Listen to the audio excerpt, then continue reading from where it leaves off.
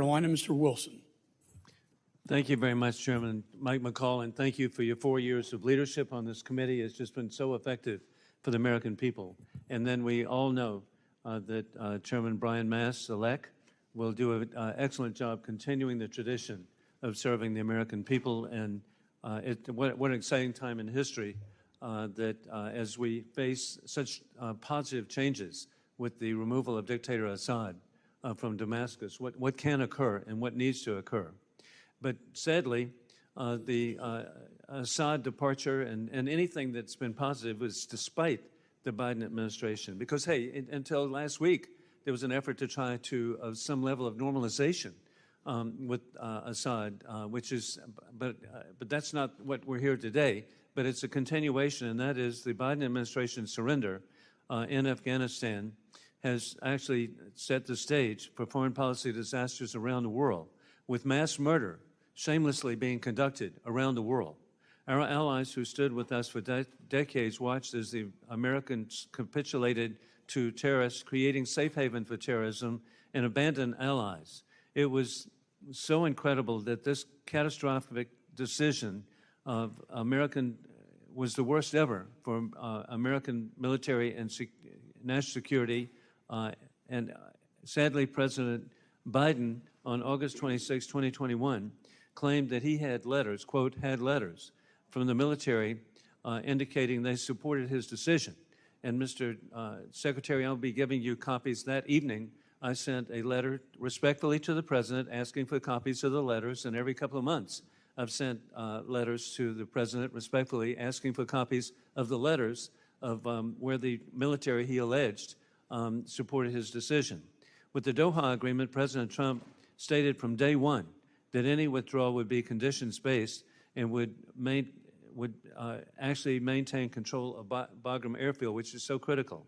The disorder and chaos that led to the murder of 13 of our service members at Kabul Airport just should not be forgotten.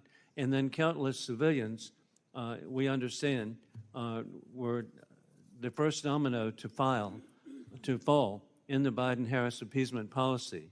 And also this year, it should be remembered, we lost 13 at Kabul Airport, but we also had 3 reservists from Georgia who were killed on January 28th by the Hamas puppets, Hezbollah puppets of Iran, and 60 were injured, and many with traumatic brain injury. It's just heartbreaking to think of the loss of life and the lifelong injuries that people will have.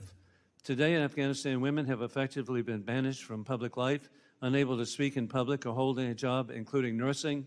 And I still cherish seeing little girls. I visited Afghanistan very frequently to see little girls going to school with their jeeps or whatever, and then little guys going to school with something not indigenous to people of Afghanistan, and it was baseball caps.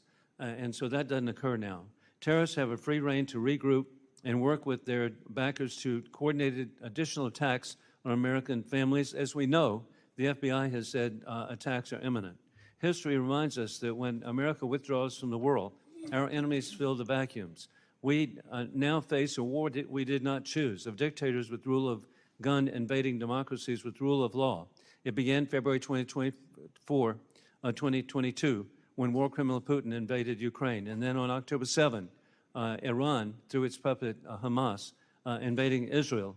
And we all see that the risk that we have, and it's personal to me, Mr. Secretary, my appreciation of the people of Afghanistan. I was grateful to serve with the late Sheila Jackson Lee as co-chair of the Afghan caucus. And we met with so many wonderful people who, it's bipartisan, our concerns. And then I'm grateful my former National Guard unit, 218th Mechanized Infantry Brigade of the South Army Guard, served for a year under General Bob Livingston. And they developed a real fondness for their Afghan brothers. And finally, I'm really grateful my number 4 son, First Lieutenant Hunter Wilson, served for a year as an engineer in Afghanistan. And so I would just really want to let you know that I'm just so disappointed. Hey, I really get trouble at home. I said I wanted Biden to succeed, but this has not occurred, and we've just got to address this. And with that, I yield back my time.